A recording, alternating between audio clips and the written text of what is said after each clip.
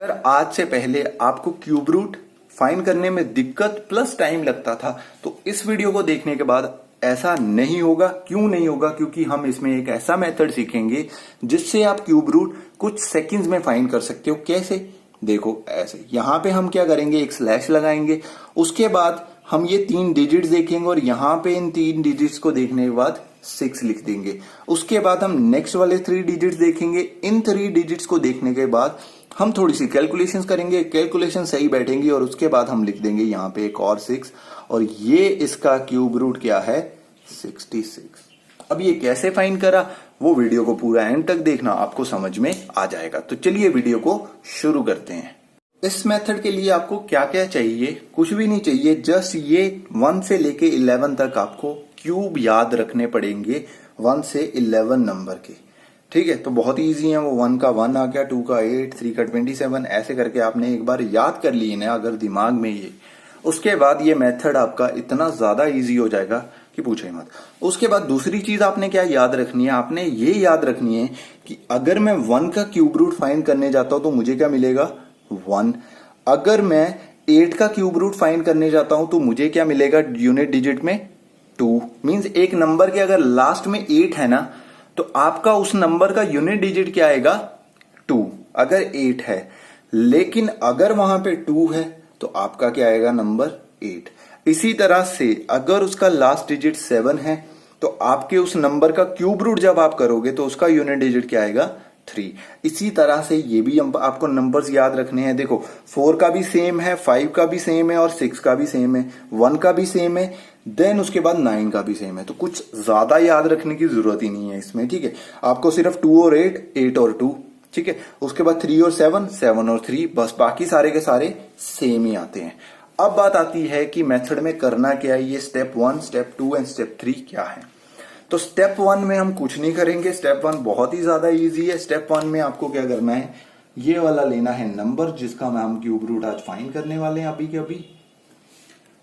उसके बाद मैंने आपको बोला था कि एक स्लैश लगानी है। स्लैश लगानी कैसे है, यहां से यूनिट प्लेस से स्टार्ट करना है और उसके बाद जाते जाते 3 नंबर से, जहां पे 3 नंबर हो जाए उसके बाद हमने क्या लगा देना है, बीच में एक स्लैश लगा देना है। स्लैश क्यों लगाना है वो अभी बताता हूं। स्टेप 2 में फिर हम, स्टेप 1 में सिर्फ स्लैश लगाना है आपने, ठीक है।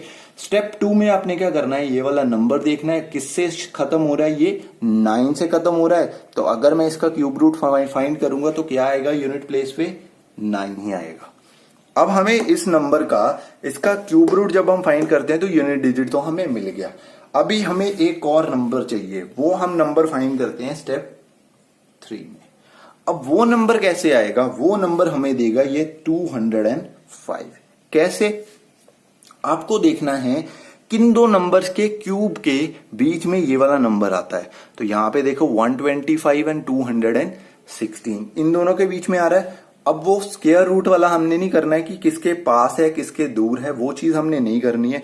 हमने जस्ट देखना है किन दो नंबर्स के बीच में आ रहा है। जिन दो नंबर्स के बीच में आता है उसका स्मॉलर नंबर, स्मॉल जो नंबर है वो वाला ले लेना है। अब 5 और 6 के बीच में आ रहा है, 5 छोटा है तो यहां पे आंसर आ जाएगा हमारा 59। That's it.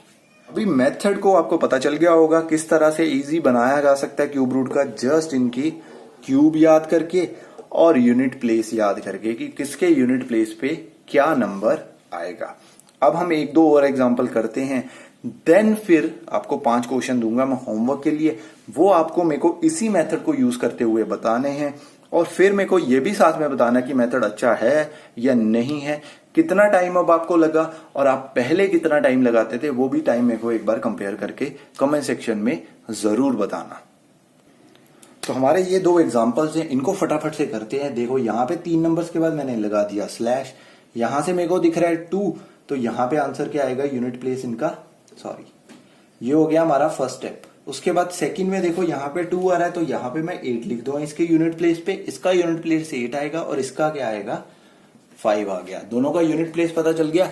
अब हमें फाइंड करना है टेंस प्लेस। देखो 681 किन दो नंबर्स के बीच में आ रहा है, 512 एंड 729। तो लास्ट स्टेप में हम इसको लिख देंगे 8, 88 इसका आंसर आ गया हमारे पास। और इसका आंसर क्या आएगा, 5 तो ऑलरेडी है, 1157, 1000 और 1331 के बीच में आ रहे हैं, तो आंसर छोटा आएगा, नंबर छोटा नंबर है 10, तो 105 इसका क्यूब रूट है। That's it. ये अगर याद है, दिमाग में है, तो फटाफट से फाइंड कर लो कि अगर ये दिमाग में नहीं है तो थोड़ा सा टाइम ज्यादा लग जाएगा। लेकिन ये नहीं है कि जितना आप पहले टाइम लगाते थे, क्योंकि उसमें आपको तुक्का भी लगाना पड़ेगा कि किस नंबर से आएगा, क्या होगा क्या नहीं, एंड ऑल दैट सब कुछ करके उसके बाद जाके फाइंड होता था। तो ये मेथड से आप क्यूब रूट 2 से 3 सेकंड में भी फाइंड कर सकते हो अगर आपको ये चीजें आती हैं।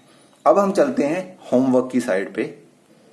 तो ये है 5 नंबर जिसका आपको आंसर मुझे कमेंट सेक्शन में देना है और मेरे को बताना कि कंपैरिजन करके आपको पहले कितना टाइम लगता था एंड अब कितना टाइम लगता है, वो भी साथ में जरूर बताना।